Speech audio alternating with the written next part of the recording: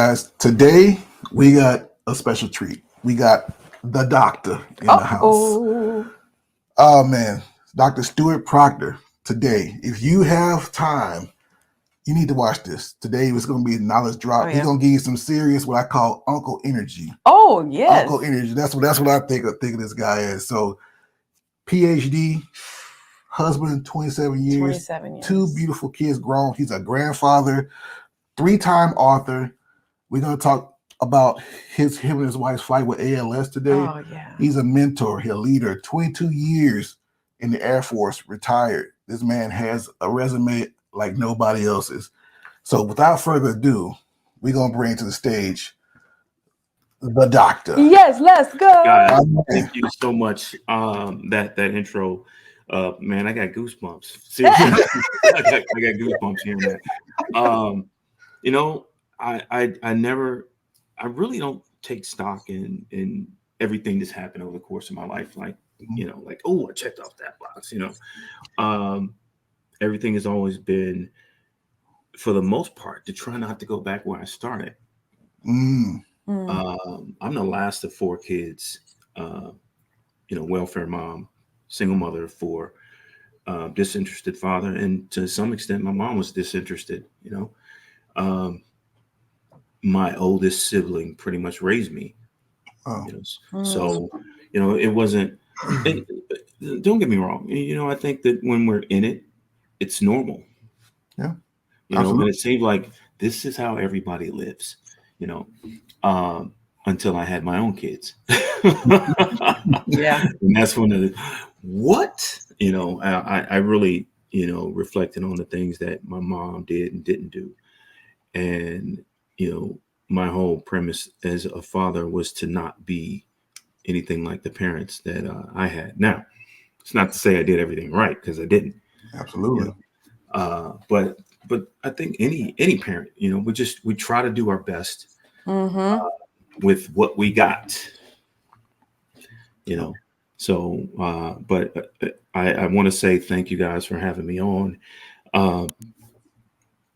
You know, Marcus, Chantel, I revere you guys. I've read your books. I love what you're doing.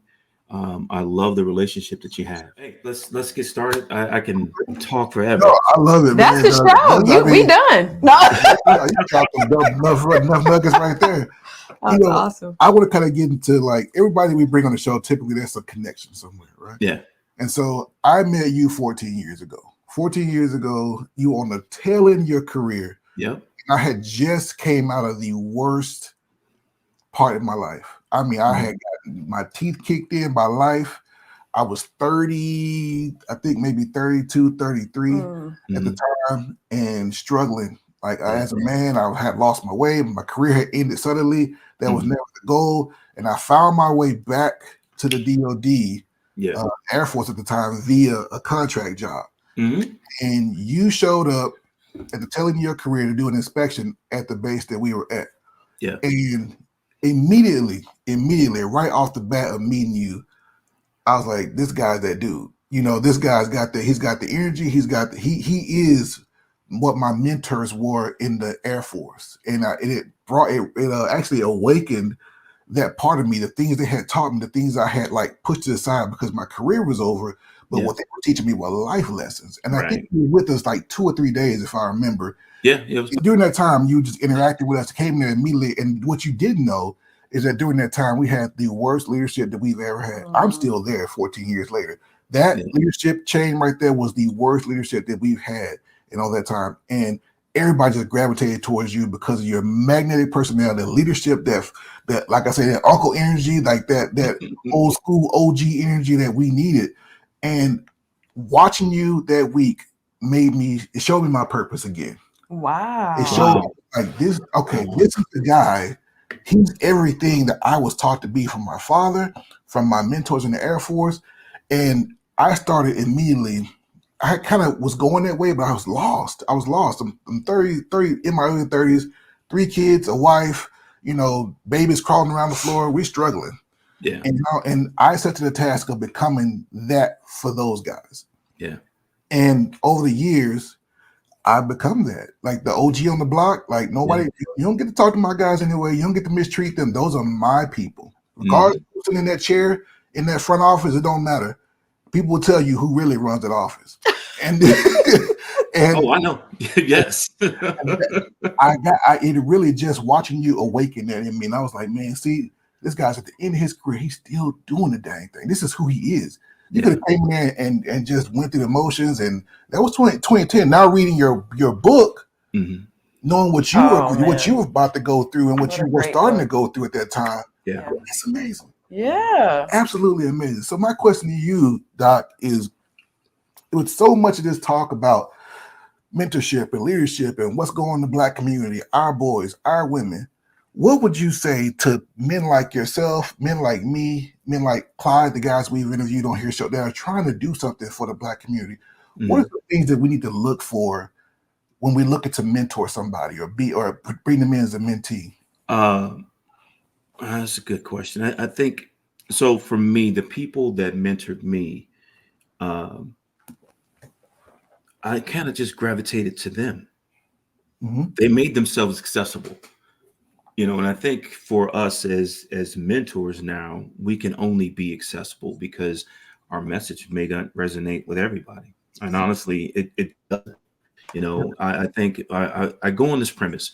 If I have 10 people, if I can affect one, that has to be enough. Yes. And obviously, when I man, your story, I just went into that base and I'm just being me. And the thing that I learned kind of later in my career was be there because you want to be there, not because you need to be there.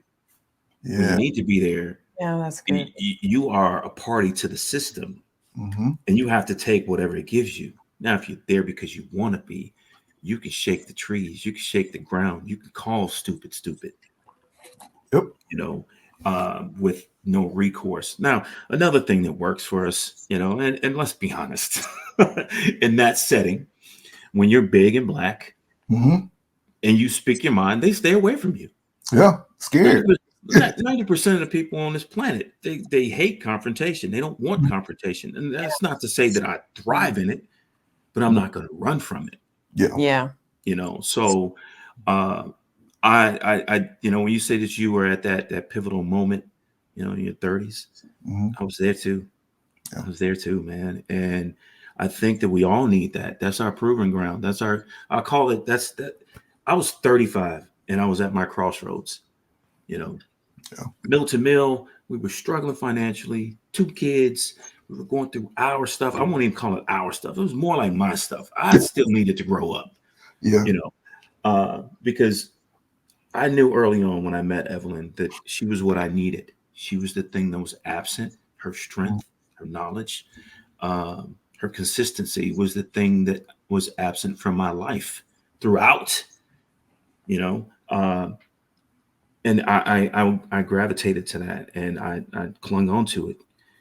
Now, I didn't know how to appreciate it. And we can get to that, after we cover the mentoring thing. But to mentor, I think that we just need to be accessible.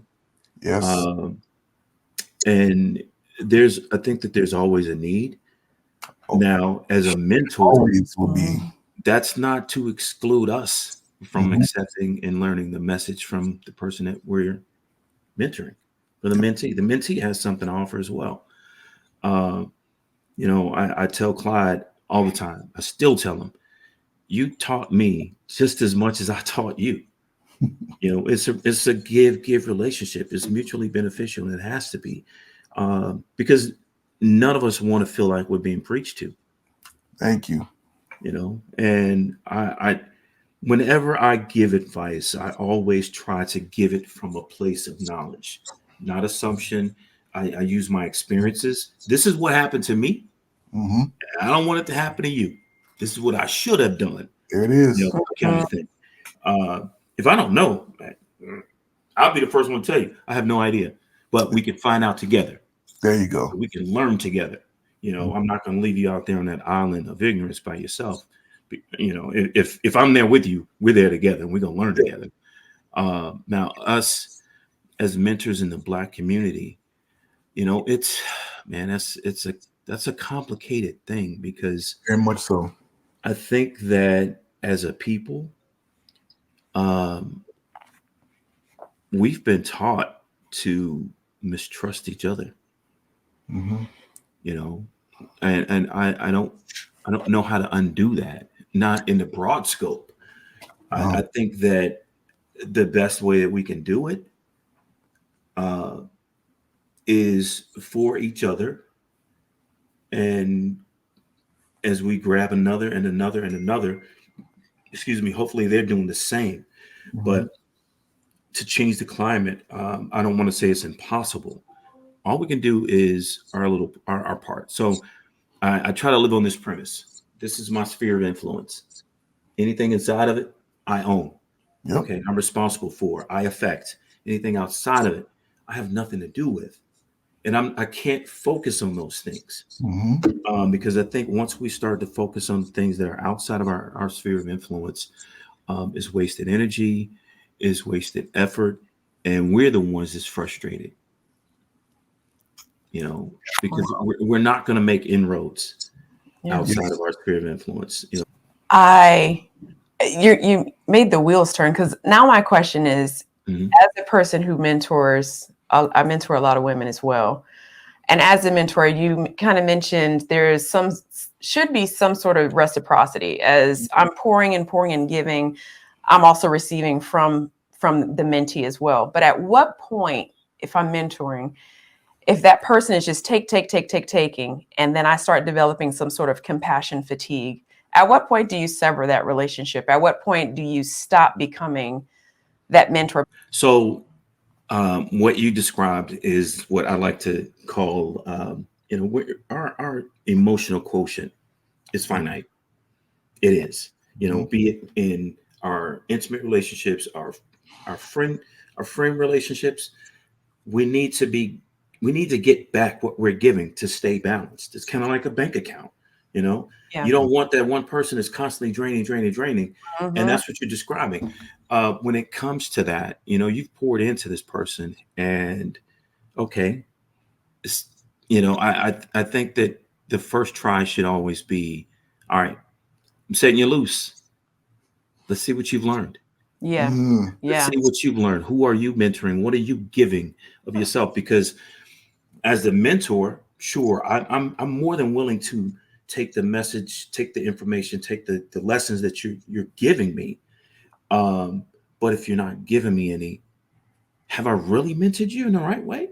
Mm. Or did I do it the right way? Because not everybody can be mentored the same way. I can pull a client to the side and we can have a man-to-man curse each other out conversation and walk away from it and be fine. Yeah. You can't do that with everybody.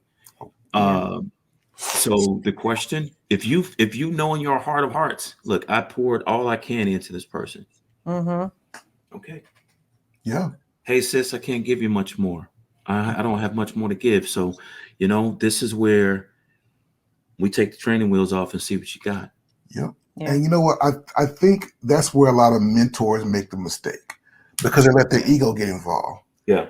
And they start to attach their worth to the people that they're meant. That person's boosting their ego. They're making them feel important. It's pedestalizing them. And a lot of times you get hooked on that. You get hooked on their dopamine hit every time they tell you how great you are and how much you changed their lives. And you start getting hooked on that dopamine, and you start to give yourself almost like a God complex. Yeah. You don't know when to let people go, or you don't want to let them go because you don't want to let that dopamine hit go. Yeah. I think that's where a lot of mentors make the mistake. And you're absolutely right when you said the mentee actually chooses the mentor. I've never had a person that I've had people that I've had my eye on, but I've never sought them out. And I'm like, I'll let them come, and then if they sit at the feet and they do what they say, hey, this is what I want to do, I'm here to facilitate that. Yeah. But I'm not gonna go, hey, you come here. Now I know you need. No, I think that's when that's the ego thing. Oh yeah, that's instantly feeding your ego, and it should never be about that. And I think that comes with experience, and it comes with wisdom. Believe me, I was that young, dumb, emotionally ignorant, 20 something, 30 something. And I wasn't trying to mentor anybody. I just thought that I knew everything. So, I'll share a story. This was probably the most pivotal thing in my career. So I'm at Beale Air Force Base. I'm a young staff sergeant. Feeling myself, got my first couple of troops. And I had this young lady get deployed. And, she's a new airman, probably in less than a year. She got deployed and she came back like a month later.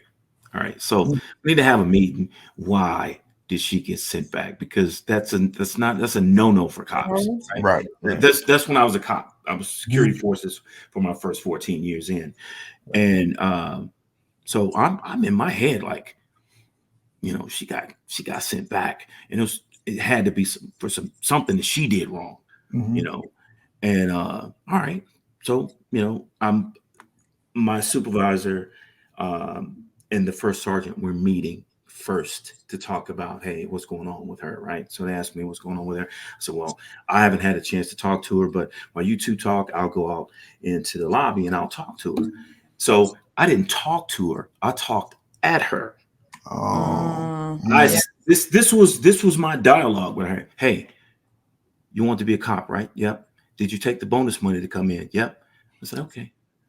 Went back in. I went back into the first sergeant's office just like this. And please excuse my French. I said, Shirt, Sergeant Fuller, kick her ass out. She took the bonus money. She wanted to go into the deployment. And here she is. My first sergeant looked at me in my face and he said, get the fuck out of my office. There you go. Absolutely. Yeah. As well he should have. As well he should have. Now, young, dumb, I'm like feeling myself. I was like, what? What'd I do? So I left, right? They called her in. Whatever conversation they had. She went back to the dorm room, man. She tried to kill herself. Oh, wow. Oh, no. Whoa. Wow. I didn't ask what was going on in her life. Yeah. Yeah. Because no matter what we do, we have a personal life. And there were some things going on with her family back home that she could not process. Yeah. And I did not make myself available as I should have. Yeah. Yeah. So I never let that go. Yeah. And over the course of time, I tried to ask the right questions, listen, because it's important to acknowledge the person first, not the uniform. Yep. And that's in every aspect of life. Yeah, it's important to see that person first, not what we do as, for a paycheck. And that was one of those moments that I man, it took me a while to get over that. It took me a while to get to the point where I'm like, okay, literally dodge that bullet. Because if she had been successful, I don't know where I would be, because I know in my heart of hearts that I didn't help her situation at all. No, but you learn from it though. Yeah. And I think that's the part right there. That's the part is that all these years later, you still remember that vividly because you learn from it. One thing that we see a lot, we coach couples or counseling, just married people just don't tend to learn from their mistakes. You have a resume, like we said, a resume like no other, but you're still learning.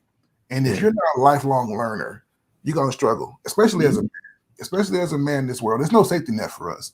Especially, like you said, large black men or black men in general, there's no safety net. You grew up on the south side of Chicago.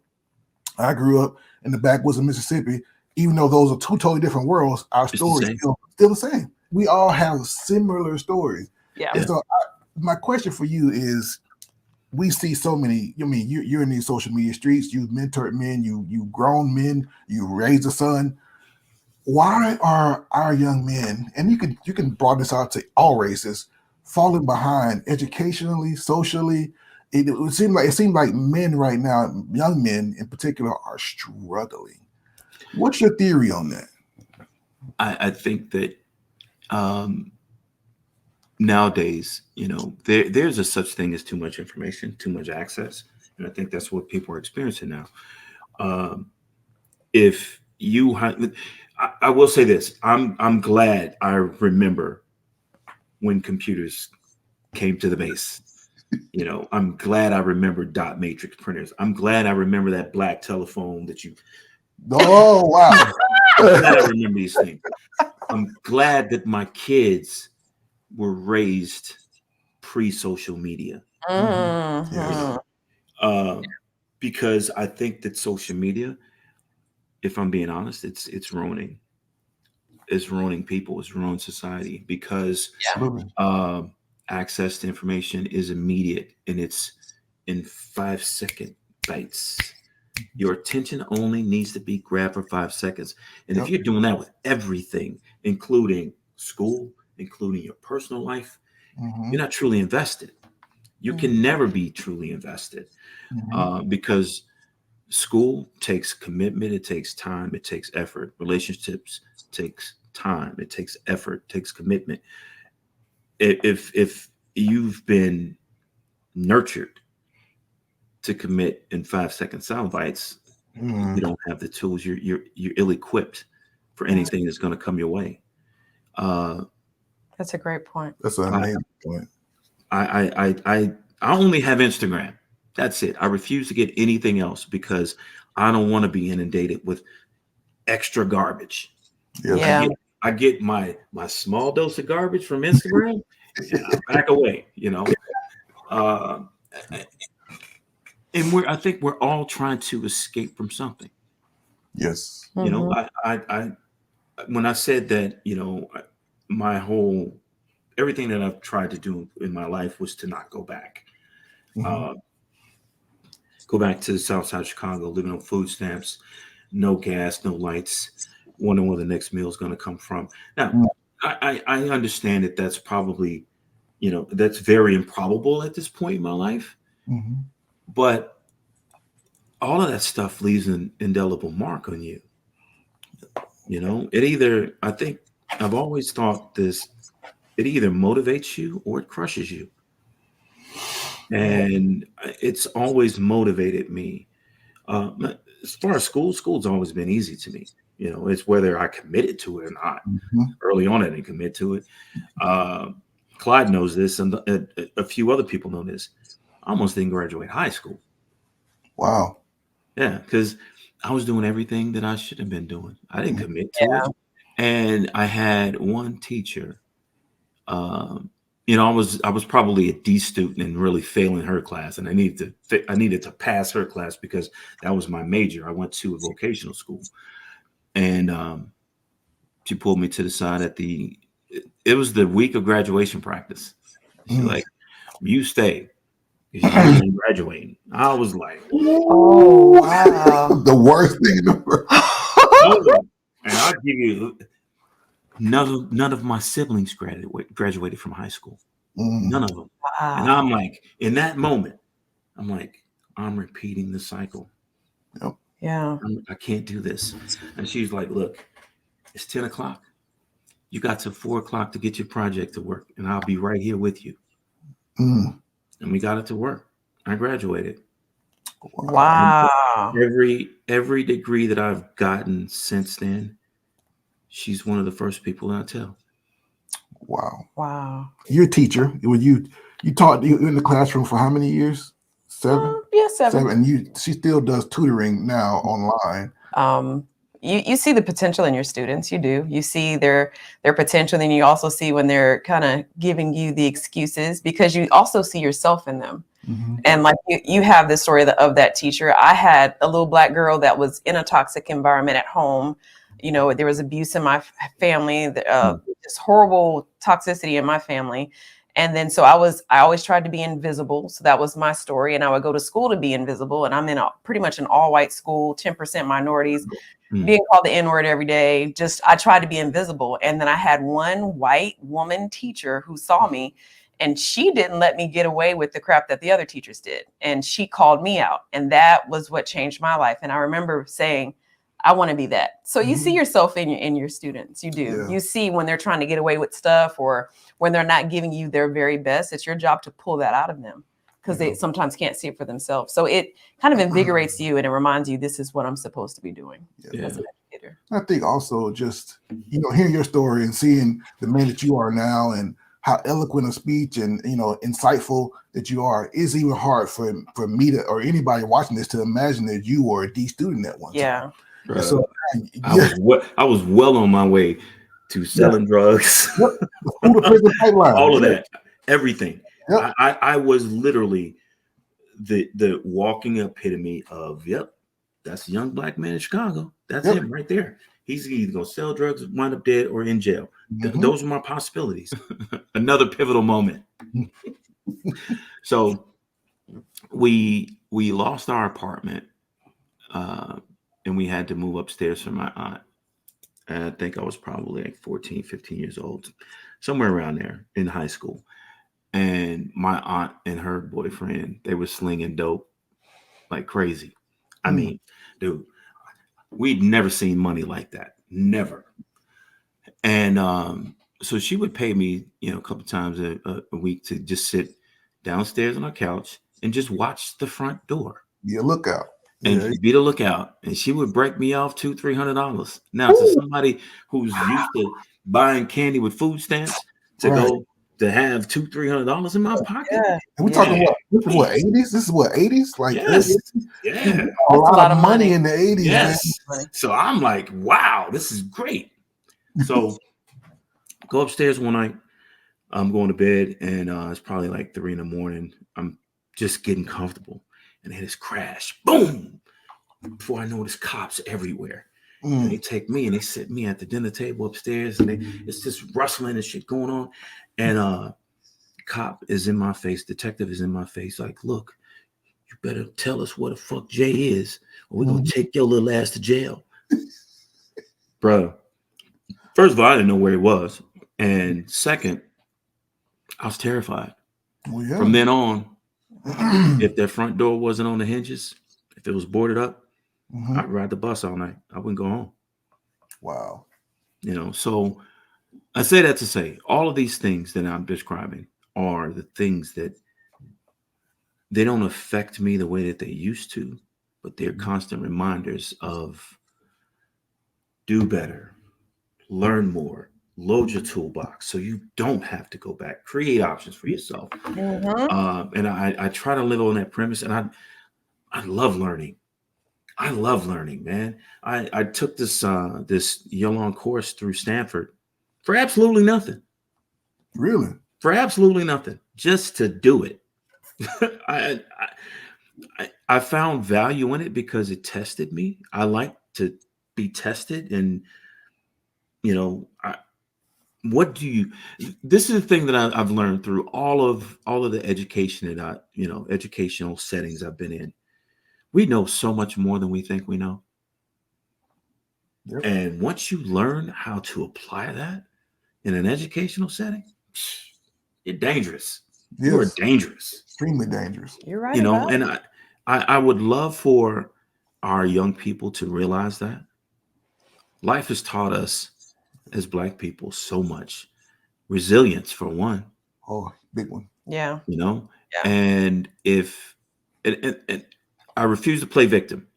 And I think that the thing is a lot of us want to use that victimhood as a weapon, as an excuse. Oh yeah, keep going, man. Oh, yeah.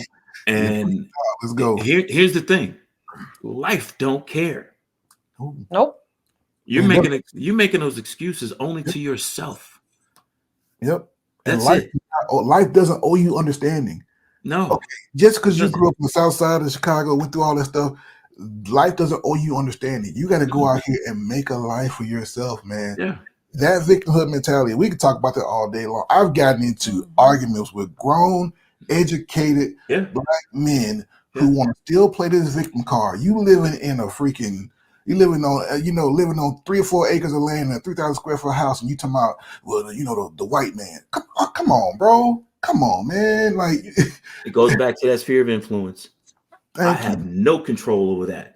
Yep. I'm not worried about what happens outside of that. I'm going to take care of what's mine inside my circle. Thank you. That's right. I think it's that it's this person, that person, it's this fault. That's, you know what? You don't have any control over that. But the one thing that you have ownership of is you. Personal accountability. Yes. Yes. Yeah. And that's the important thing, man. I'm sure there was a time, I know there was a time in my marriage, but there was a time that I didn't take any accountability in mine. You know, God, I got stories of everything. This is 56 years of living, man. Oh yeah. Go ahead. Go. So early in our marriage, man, we were going through it, and it was like, we need to go to counseling, and I'm reluctant, and I'm arrogant, loud. And that was one of the things she told me early when we met. She's like, I don't like you because you're loud, you're arrogant. And I'm like, I need to know why she thinks that. I need to know why. And I just couldn't let it go. I had to chase it, find out why. So anyway, we go to the first counselor, and this lady, she's listening to what's going on and what's happening. And she looks at me and she's like, you think you can do whatever the hell you want to do? Anything, and there's no consequence for what you do. And I was like, oh, you don't even know me. And I got up and walked out. I did not want to hear what I was hearing. I didn't want to hear it. Yep. Was she right? Yeah, she was right. She was right. And I had to humble myself. Right. And I say that to say, we need to humble ourselves as a people. Thank you. Yeah. With each other. With each other. It's not about humbling ourselves to the world outside of us, because we have to have our barriers and our protections up. But with each other, we can be softer. Thank you. And it goes back to your book, Toxic Masculinity. Yep. We don't have to be toxic towards each other. No. To, I'm not gonna go there. It's a saying, but we don't have to constantly try to measure each other's stick. Oh, I got you. There's no way. It's a lose-lose. It's a lose-lose. It's a pointless fight. Yes. But we all have something to offer each other. Yes. And why not share that? If you can take that young airman, 19 years old, and you can watch them thrive, Look, I remember Clyde coming in. He was a staff sergeant, right?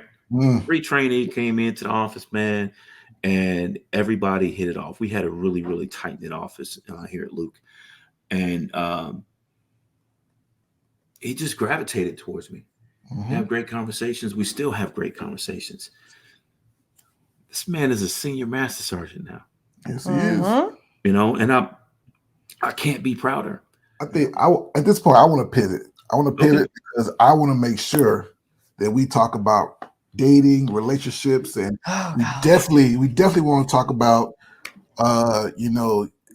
your wife Evelyn and her fight with ALS, and how you had to lead your family through that. So we got a lot to get through, but we got to talk about. Let's go. Dating and relationships.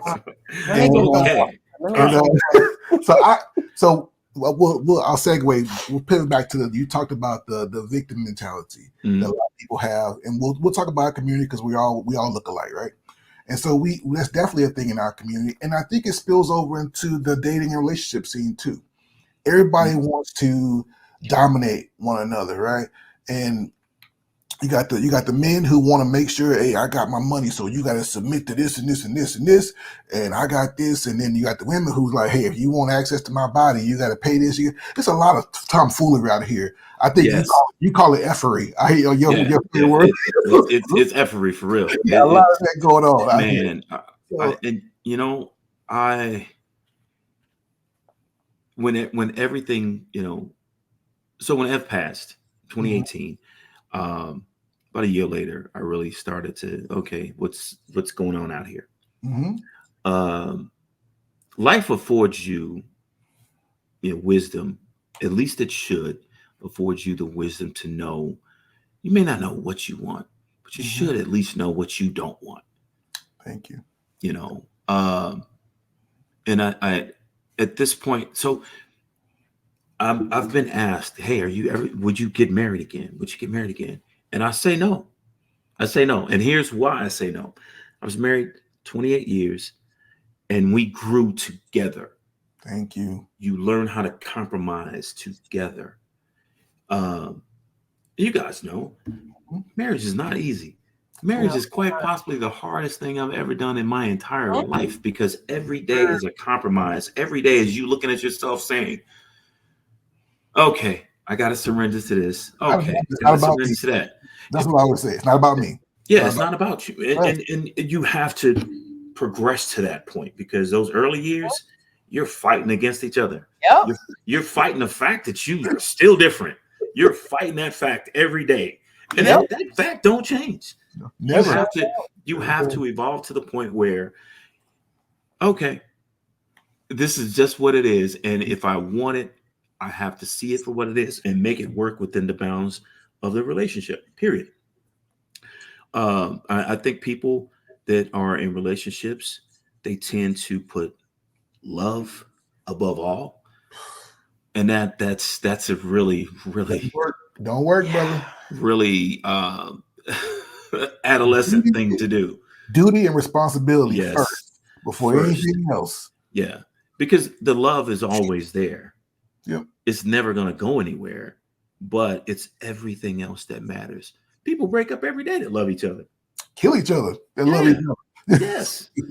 But it's whether or not you put in the work to nurture and to maintain, and really check your ego and your pride. Leave that shit at the door, leave it in the garage, leave it at work, leave it wherever you need to leave it at, but don't take it inside that house. Yeah. Because it's not going to work. So when I went back into the dating pool, right? I call it the dating pool, and it's a cesspool. I realized that, a lot of people don't have their lives together into their 50s. They don't have their lives together. And I made a promise to myself that I would never be someone's financial or emotional foundation. I refuse to be that. Right. Yeah. I refuse to be those things. I love that. I know that's right. I know what I bring, okay, and I'm confident about that. Mm-hmm. There's some humility in there. I'm not, I'm not the one to say, you better have. But you got to come with something. Thank you. Because I'm beyond the point of creating a life with someone. I have a life. I've done that already. So if you are on the same plane that you've created a life and you're maintaining that life, we can talk. But if you still, I got no education, I got no car, I got no house, I work a dead-end job. I had this conversation with a lady years back. She's telling me, about her life. She's divorced, and she's never worked until now. At that point, beautiful woman. And she's like, so, what do you think?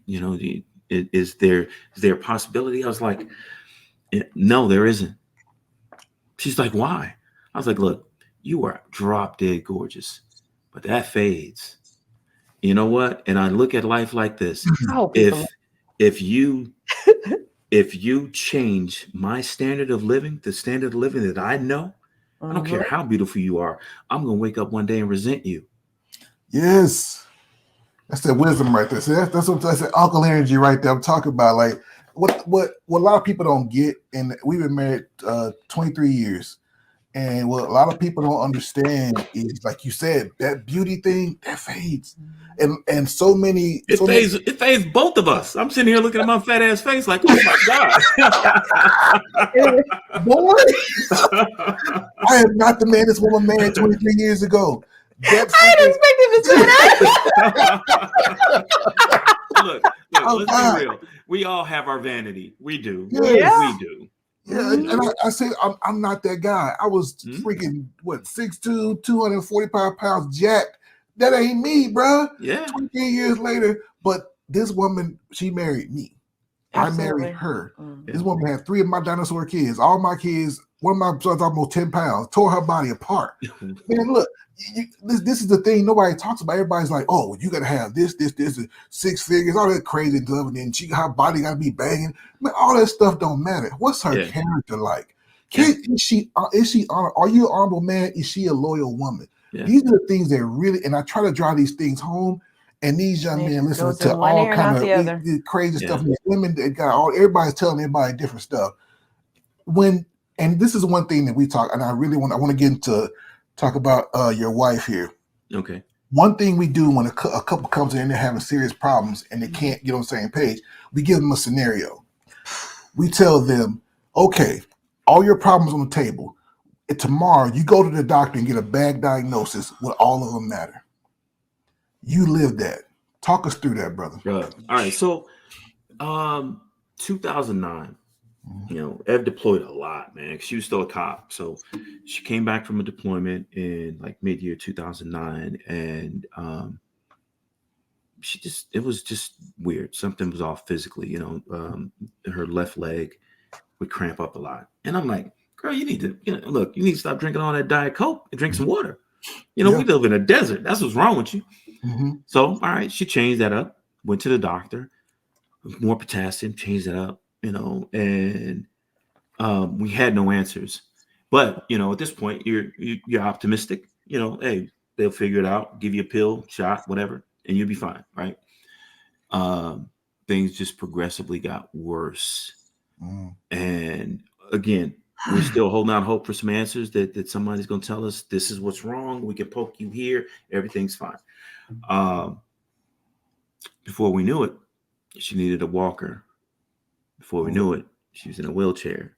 And one doctor, we talked to every quack doctor between, where we live here in Goodyear, Arizona, through Scottsdale. And one doctor finally said, I don't know. I'm going to get you to the right people. And he got us to Barrows Neurological, and it took about 6 months, and they diagnosed it.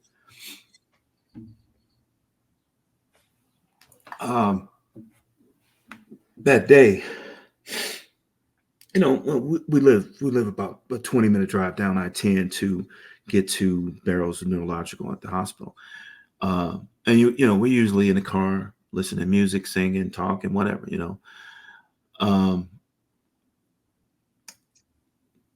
So that day, it just seemed like a normal Monday. We were driving down to the clinic and went to the hospital. He said, all right, I need to do one last nerve conduction study. And, I'll let you know what happens after that. So they took her into the room. They did the nerve conduction study. She came back out. The doctor came in and said, you have ALS. Wow. That 20-minute drive felt like an eternity. I don't know how I got the car home because I know she was looking out one window crying. I was looking out the other one crying. We got home. And again, this is the strongest woman I've ever met in my life. Mm-hmm. We get into the house and she sits down on the bottom of the stairs and she said, fuck this. It will not win. Mm-hmm. And I followed her lead. Throughout. It was hard those first few years, man, because I was trying to stop her from doing everything that she was used to doing. Right. The thing with ALS is the body betrays your mind. She knew who she was before her body broke down. And she wanted to continue to do those things. She wanted to continue to cook. She wanted to continue to clean, things like that. And I was literally like, no, I'll do it. I got it. I'll do it. I'm trying to protect her. At least in my mind, I'm trying to protect her. So we went through a couple of years of depression because of that. Yeah. Because we didn't know how to live with it. We were really in denial, So every other Monday, Barrows had an ALS clinic and they would do checkups and stuff like that. This was probably at year 5. We were coming back home, and we stopped at a stop sign close to home. And she looked over at me. She said, "Stu, I'm dying." Oof.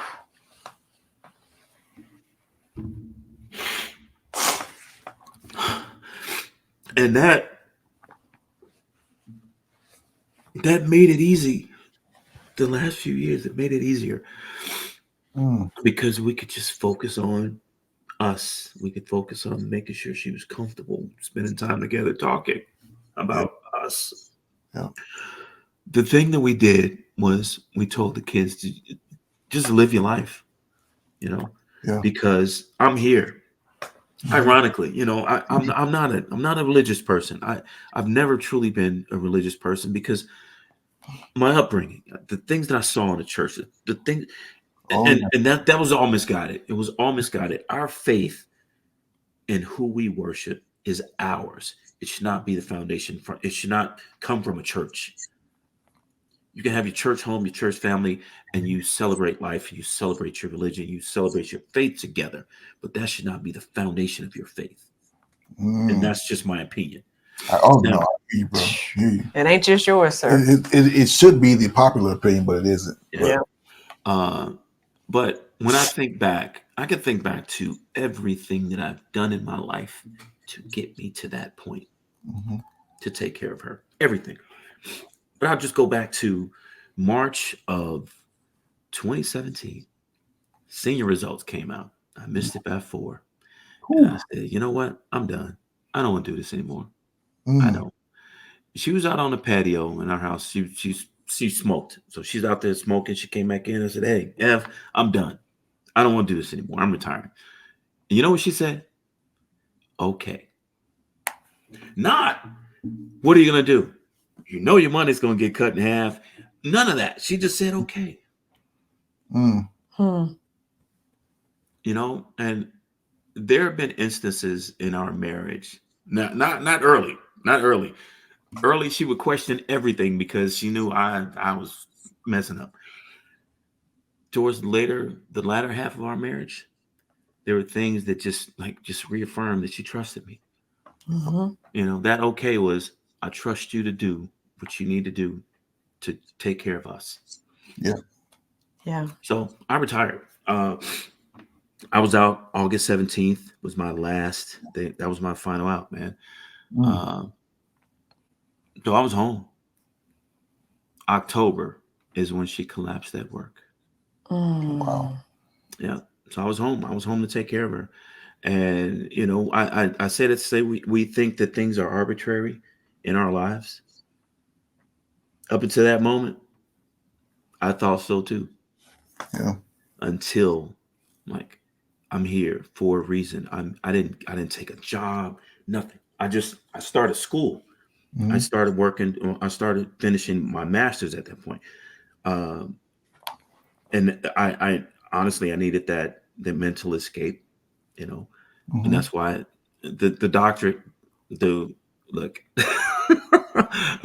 I tell this funny story about that. The master's was easy. I did that in 9-10 months. So I'm like, okay, the next step has to be a doctorate. Can't be all that hard.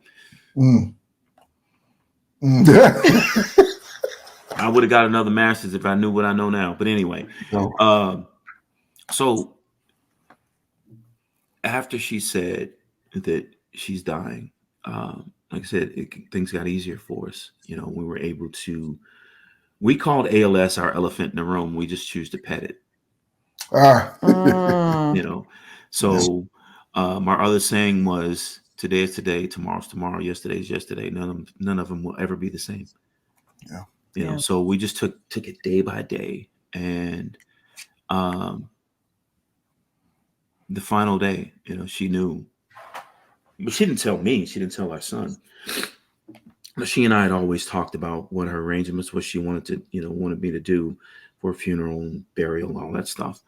And so March 2nd, 2018, she says, "Hey, I want to talk to you and Brian. I want you to call Rachel, our daughter." And she wants to talk to her family in Hawaii, and she wanted to talk to Jerry, this guy that she worked with at the base. I'm like, all right, made all that stuff happen. I knew what it was about. It was just about her arrangements. So house cleared. I usually cook, and I told her, look, we had a busy day. I'm not cooking. I'm just gonna go and grab some food from up the street, at one of the fast food restaurants. Now, she couldn't eat at this point. She was on a feeding tube. But if she wanted something, even just for the smell, I would get it. And she's like, oh, when you go, can you get me churros and a chocolate shake? All right, cool. Got my food, got her churros, chocolate shake, came back home, and come up to the bedroom where her hospital bed was. And she's got the remote where she can turn Netflix, and she's watching TV. I said, you want to eat now? She's like, I said, you want your stuff now? She's like, no. I said, well, I'm just going to go downstairs, eat real quick. I'll be back. So I ate. I came back up. She dozed off. I could hear her snoring. And Rachel called me. And Rachel's like, hey, is Mom all right? I was like, yeah, she's fine. Shit, she's over here snoring. I have not heard her snore in years. Me and Rachel finished talking. Hung up the phone. She was gone. Wow. Oh, wow. Yeah. Yeah, she knew not to tell me. I would have had her up walking around, something, just trying to hang on. And I know she was tired. Yeah. Yeah.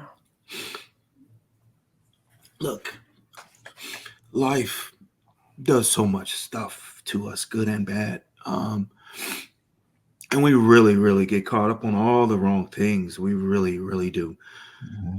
And it goes back to what I said earlier. It's not a conscious thing that we do. Life just comes at us, and there's responsibilities that we have to take care of as parents, as adults, as professionals. And we take all these things on at the cost of each other.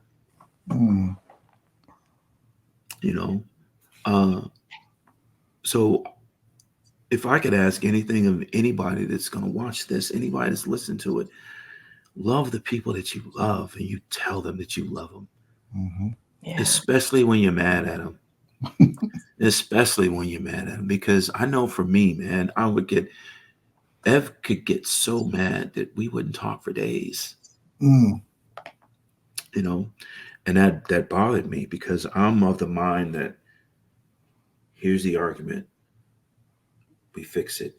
We move on. I don't like dead, empty space. So that was always one of the most difficult things for me, was that dead space. So I ask, don't ever let that dead space dominate your relationship at all. Because I never thought I'd be a widower. Never. And I'm sure that it's easy for us to say, she's going to be here, he's going to be here, because that's the expectation. And it's another thing, so we would joke, and I don't know, we would always say this: when I'm gone, I know I would tell her this: when I'm gone, throw me in a pine box, throw me in the ground, leave me alone. I'm good. Gotcha. And this is just my thought on why we do it that way. You never say to your spouse, when you're gone, this is what I'm going to do for you. Because subconsciously, the pain that's involved with that. Yes. So you say it about yourself, so you don't have to acknowledge that pain. So true. Wow. So true. So the battle is over. Yeah.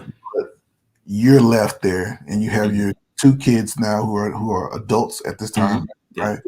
So, as a father, we're both fathers. I have 3 kids. I have grown kids.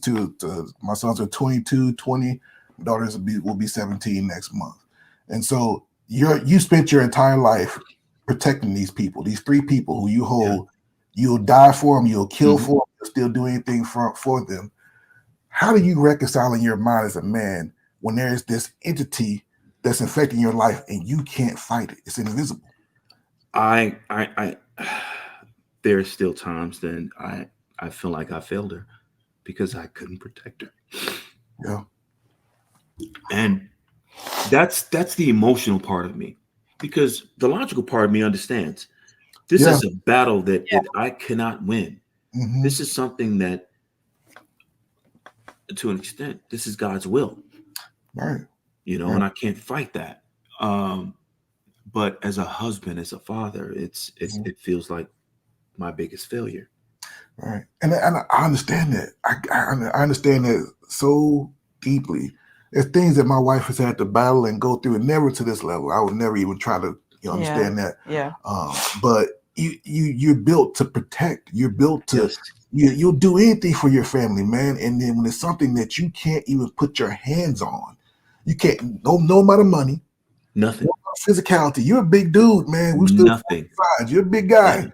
Yeah. People think twice before they run up on you, right? It doesn't matter. Like you can't out physical it. Yeah. You Nothing. can't pay nobody no money. You can't wrestle with it, and it's there and it's in your home, and you're watching it just wreck your world. As a man, I tried this week. I've been trying to process that. How would I? Yeah. And I instantly just you're my hero, man. I don't know what I would be left with after that. Here's the thing. If you would have asked me before it happened, if you would have asked me, January of 2009, hey, if something happened to your wife, could you take care of it all? Hell no. I can barely take care of myself. She takes care of me. That would be my retort. No, I cannot. Mm-hmm. If you ask me today how I did it, I have no idea. Wow. I have no idea. I cannot tell you this, and this is why I was able to do it. I have no idea. Mm-hmm. I don't know.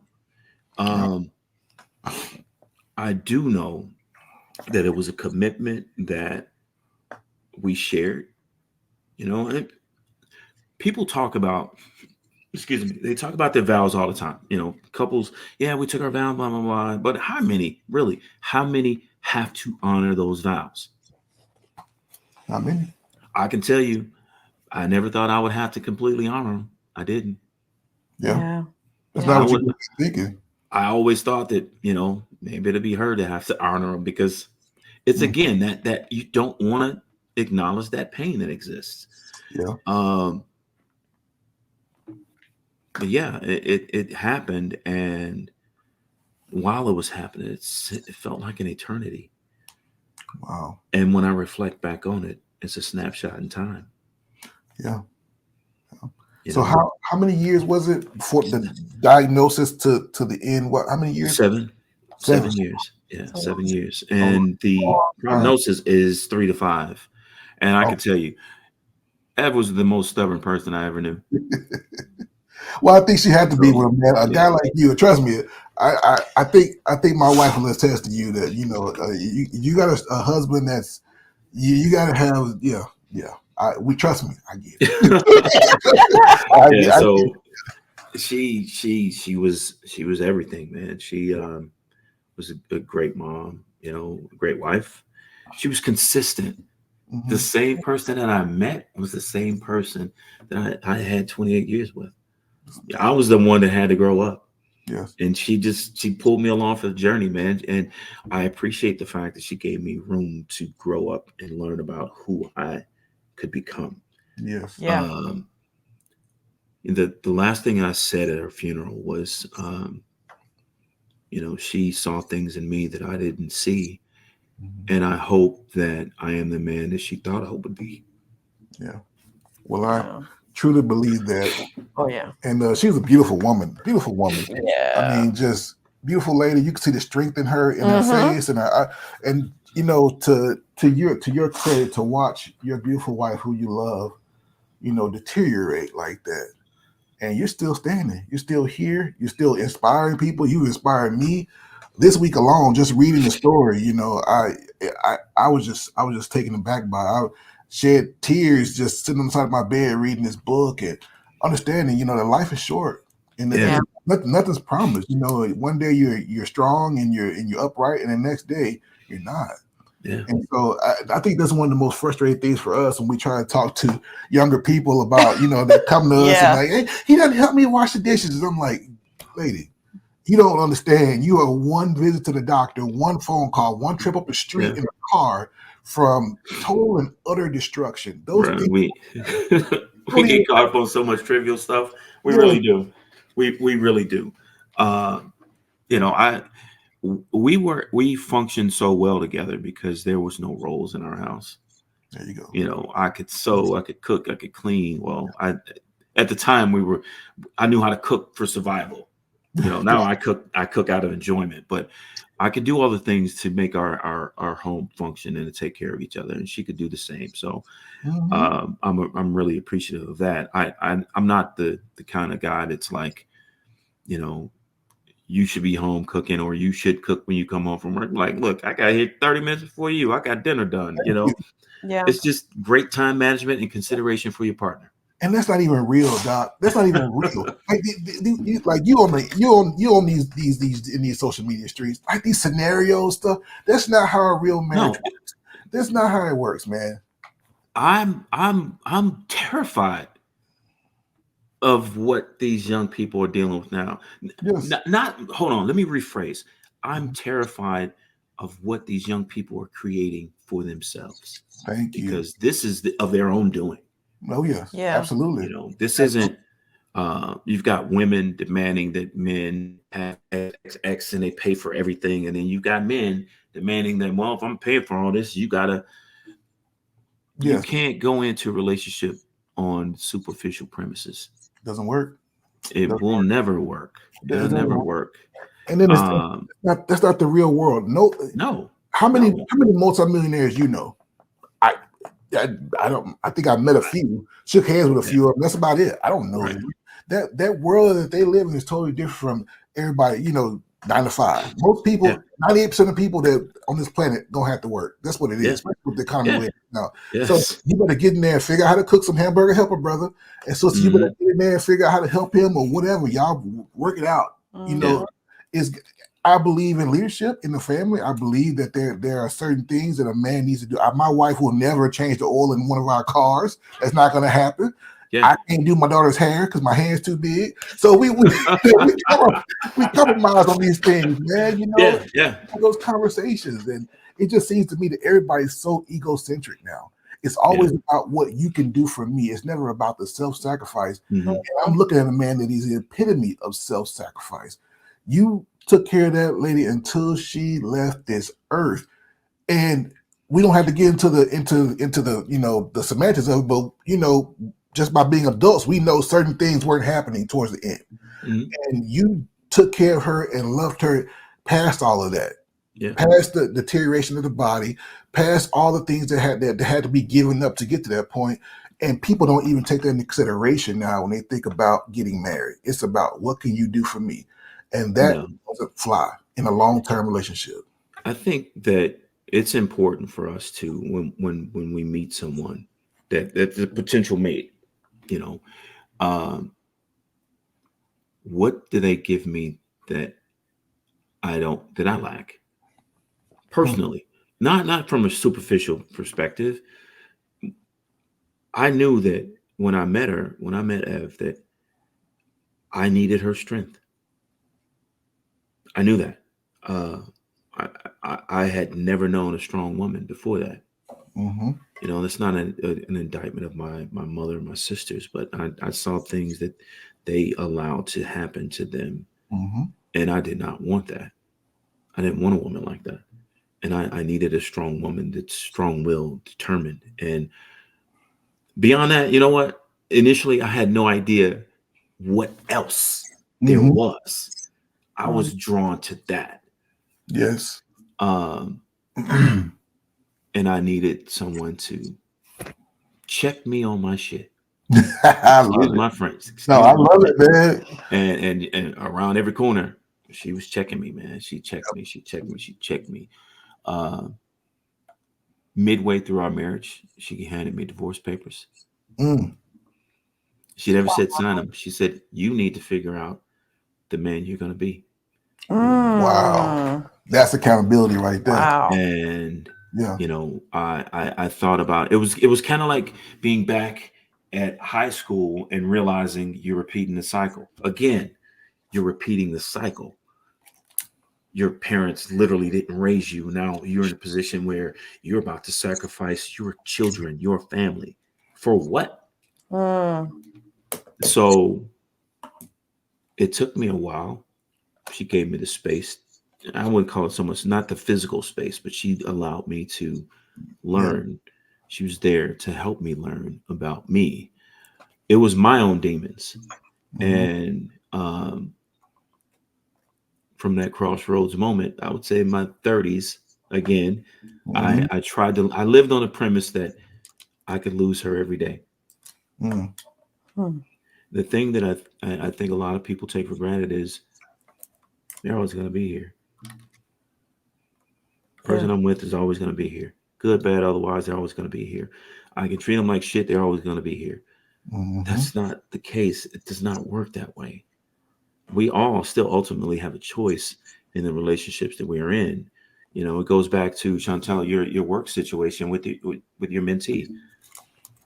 If you're done, if you feel that you've done all that you can do with her, you can't give her much more. She's going to tap you out to the point where you start to resent her.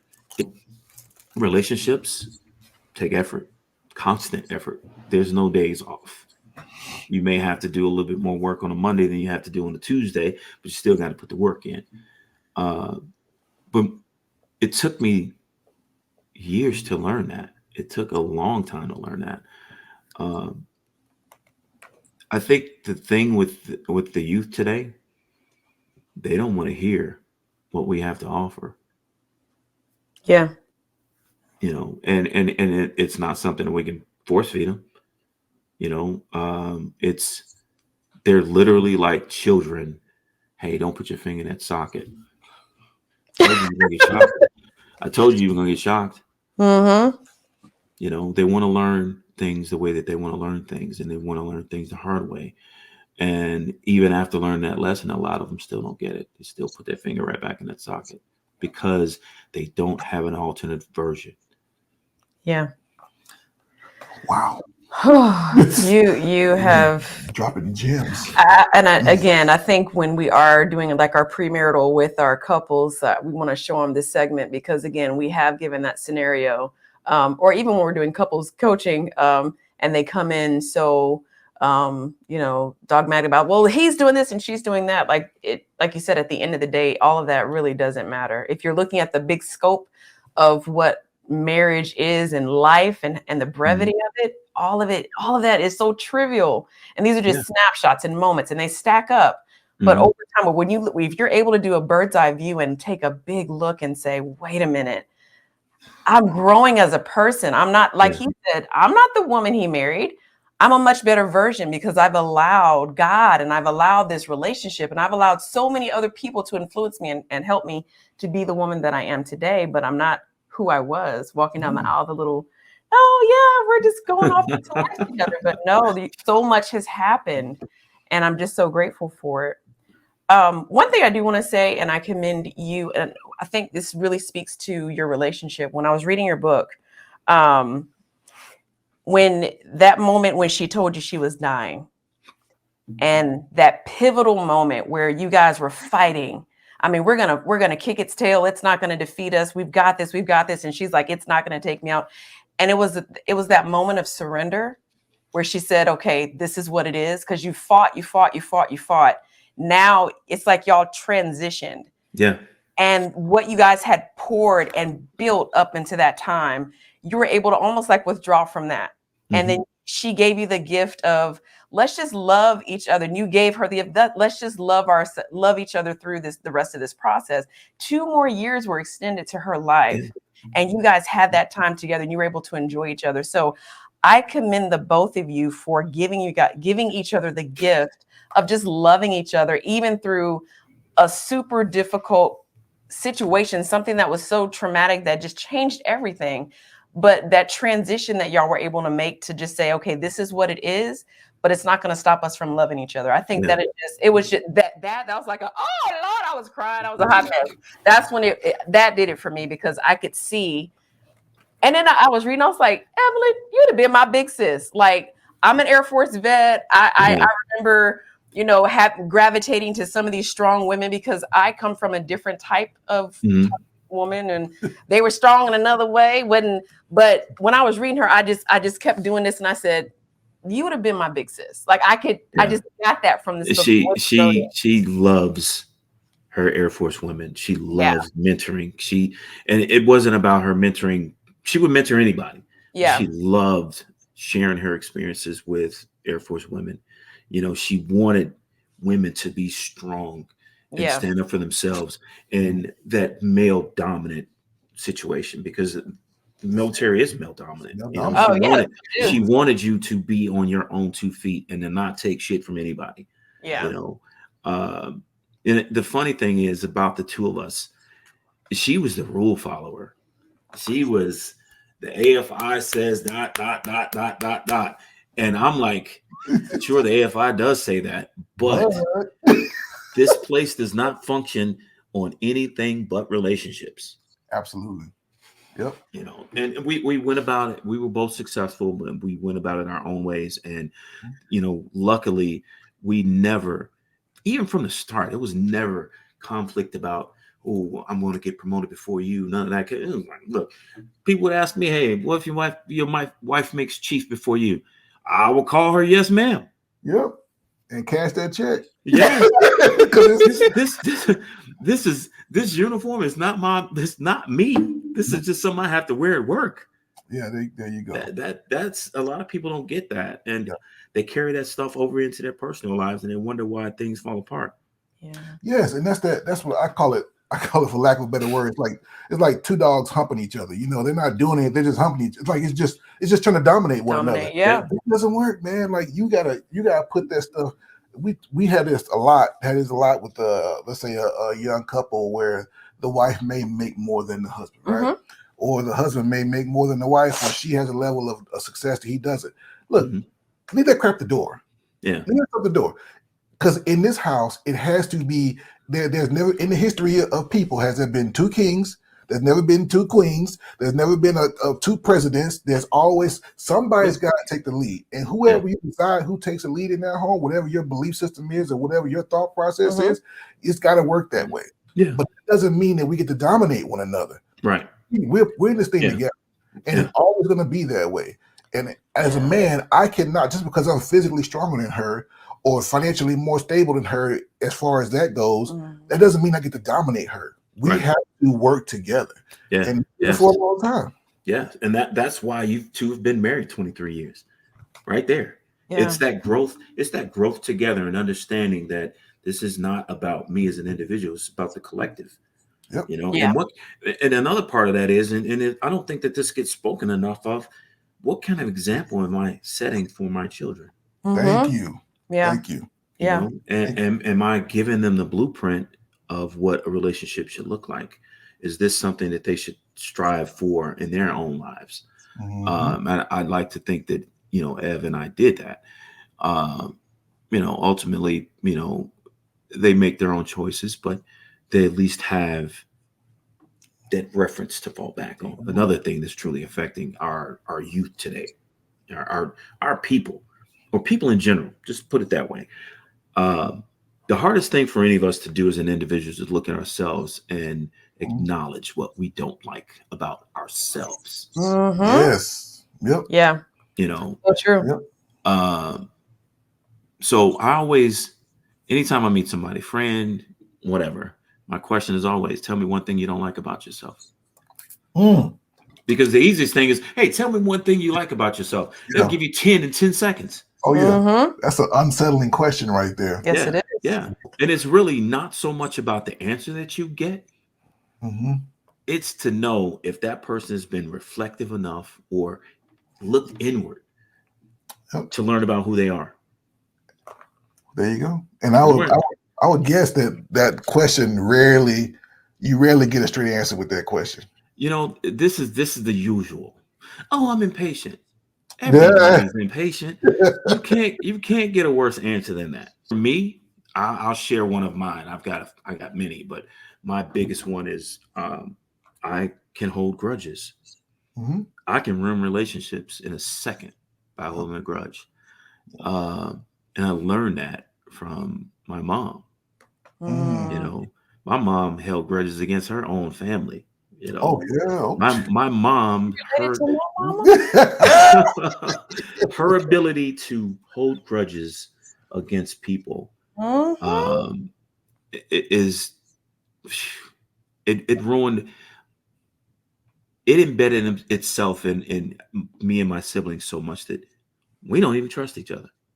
Yeah. That's how bad it is. Yeah. And Yep. I try to do better. I try to do better. That's by acknowledging that. I know that it's in me. I think that, you know, when we do our own self-discovery, focusing really on these things are troubling for me. I don't like these things about me. That's when we can do the most work for ourselves, on ourselves. It's easy to focus on, you know what? Yeah, I love to learn. Sure, you can do all those things, but that's not the foundation of who you are. I think the foundation of who we are, the things we don't like about ourselves. Yes. Yeah. Because that's what the you truth. you tend to project to the world from your hurts, from the things that you don't like Yes. about. And people that are self-actualized, you know, Maslow's hierarchy, those people have done the work. Yeah. And they know themselves. They know in and out, the good, the bad, the ugly, and they're Mhm. not ashamed of it because they understand that they can work through that. Yeah. People that come through and they don't want to do the work, they want to play from their strengths, right? Mhm. It's like playing sports. I know you played a lot of sports just like I did. You know, the guy that can't go left, you know, when he's playing ball, he don't want you to force him left because Right. it's uncomfortable. Yeah. And your job is to make him uncomfortable. And that's Mhm. where that mentorship piece comes in. I'm gonna force you to go left so you Yeah. can get better. That's the way it works. You stay in a comfortable space, you're learning nothing. It's dangerous. Zero. It's dangerous. Nothing. You set them up for failure. Yeah. Yeah. Makes you complacent and lazy. Oh yeah, absolutely. When I tell when I'm mentoring people, I've even told this to our kids, but when I was in the Air Force, I was in services. Mhm. And one of my jobs that I had to do was I ran the storeroom. So, you know, the dining facility, we cooked and all of that. So I was the storeroom manager, and it was my job to do regular inventory. And I tell people that I mentor, like, you have to do regular inventory on your stock, on what you have, especially if you have a checkered past or some sort of upbringing, trauma, or whatever growing up. There are things that you saw and experienced that have shaped you in some form or Yes. fashion. So you have to go back and do inventory. And what you'll find is, oh, that's spoiled food. Let's get rid of that and let's throw it out. Or that's good stuff. We need to order more of that. You have to do that for your own psyche so you can say, okay, this is the stuff that I need to keep. And the rest of this crap, I've got to throw it out. I've got to almost unlearn all of the things that I saw so that I can grow into being something that I didn't see. So like I can relate to you growing up, we're trailblazing because this right here, this didn't happen in my family. I've never seen this. So thanks be to God, 23 years, I'm in a situation, a married situation that I've not seen. And like you said, what pushes me and what drives me is I want my children to experience what I didn't. And the same for him. There's certain things that even though your parents are still married, there's still certain things that you didn't see. Oh, absolutely. And we talk about this all the time. Just all, yeah. That's how I grew up in poverty, abject poverty. Like that's what I grew up in. And so, yeah, I totally agree. I think we owe it to our children to give them better than what we had, but also to push that next generation forward. And the only way you can do that properly is to do the work on yourself. If you don't, you're gonna repeat that cycle. Yeah, it's constant work. It's constant. You know, so after about a year after Ev passed, right? That year, I was going through it, you know, personally, just me, not externally, just me, depression, anger, fear. So I eventually started seeing a grief counselor, and ultimately she became my psychologist. Awesome. Look, one of the things that we as Black people, we don't want to talk to other people about our shit. We don't. Nope. Look, I'm a strong advocate for it. Talk to someone because, look, we went over Ev's passing, how that affected me. That was probably 2 months of therapy, right? Another 8 to 12 months was on What's your earliest memory? Mm-hmm. Your childhood. There you go. Now. Yeah. The first thing that lady said, like, look, sure, you got PTSD from your time in the military, but you got PTSD from your youth. Thank you. Mm. And a lot You've got unresolved traumas from your youth, from your upbringing that you need to resolve for yourself. Yeah. You know, and she worked me through so much stuff. And I'm a much, much better person because I sought help. And it took me a year to do that. So anybody that's listening, please, if you talk to somebody. Yes. We want to transition back to, we know you're on the board of directors with ALS in Arizona. So what would you say what are some of the warning signs of ALS, and where are we in the fight of ALS currently? All right. So early on, now when Ev was going through the different phases of learning, of her body changing, there was no way to know. There was no, we're gonna test your blood and do this. Now there is. Okay. So that we've gotten that far. And back then there was only one medicine. Now there's a litany of different medications that will extend life. Now, it's still fatal. ALS is still fatal. There's no cure for it. And you know, there's some great minds that are still working on trying to find a cure. But they've come up with some innovative treatments for it. But like I said, the earlier signs, it can affect you in different ways. Ev was affected in her extremities, but once it hits your respiratory system, it's a wrap. If it affects your extremities, that tends to take longer for it to start to affect your respiratory system. Now, I've talked to families where, you know, they lost a loved one within 2 months of diagnosis because it hit their respiratory system. You know, the biggest issue that I've seen talking to families is there's really no financial support. And this is an indictment of our healthcare system. You know, you've got people that are mortgaging their homes, selling their cars, giving up everything to pay for treatment. ALS costs upwards of $200,000 a year to treat. Oh my goodness. Lucky for us, you know, we had TRICARE, and, you know, immediately she got, you know, once she was diagnosed, Social Security kicked in. So she had her Medicare. So everything was covered. We didn't need or want for anything as far as her treatment. But that's the exception. It's not the rule. Right. Yeah. Oh my goodness. That's You tough. know, that's the most heartbreaking part, is to watch families really get torn apart, not just emotionally, but financially, because there's no recovering from, let's say, a 3-year bout of ALS, and you've mortgaged everything that you've ever owned to take care of your loved one for those 3 years. You don't recover from that. The reality of losing someone to a fatal disease, to you know, terminal disease, is the family that's remaining, life still goes on. Yeah. You know, you don't get a pause when you're the healthy one. You know, you're affected in so many other ways, emotionally, financially. Again, we were fortunate. You know, I thank the gods for that situation. I always say, look, my glass half full story is we didn't need or want for anything. When it happened, I was home. We had the resources to take care of her. Yeah. That's, again, that's the exception. It's not the rule. That's right. You know? And it's awful that there's no resources for, you know, the ALS associations throughout the country. They do what they can to help. But there's no, we're going to find you the right doctor, you know. And that's another part of this that never gets talked about is you're dealing with doctors' egos too. You know, I don't know what would have happened if we would have found out sooner. And we didn't know for a year. And then it took another 6 months after that year to get a diagnosis. Yeah. And now a lot of it has to do with running a litany of tests to eliminate.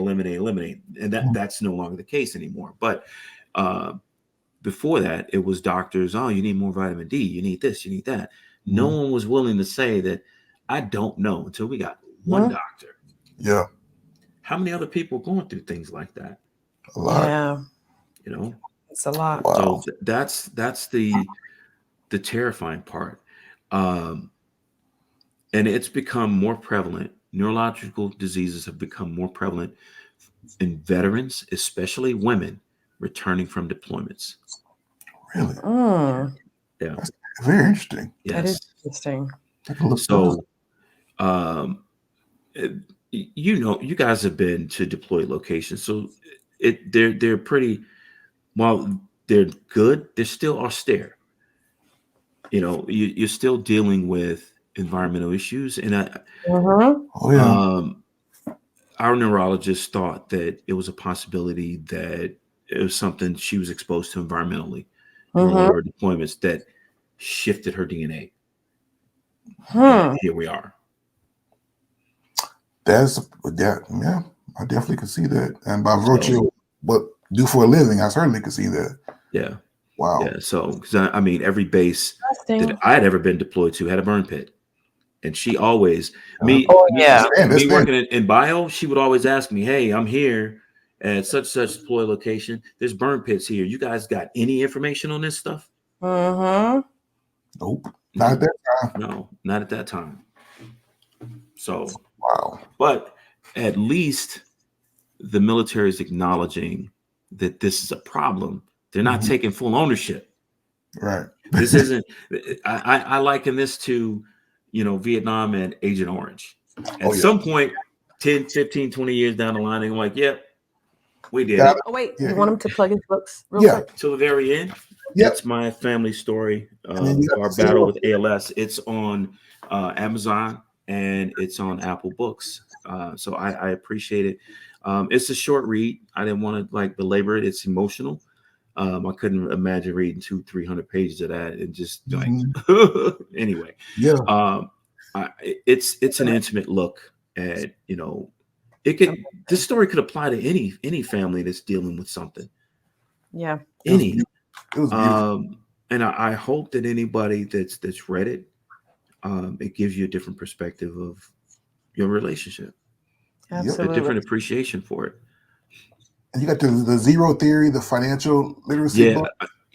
And they're really short because, all right, so growing up with nothing, and you guys both know this now, having nothing, you get into a place where you're comfortable with nothing, right? So the zero theory came about was with how can I not be comfortable with my bank account being at zero?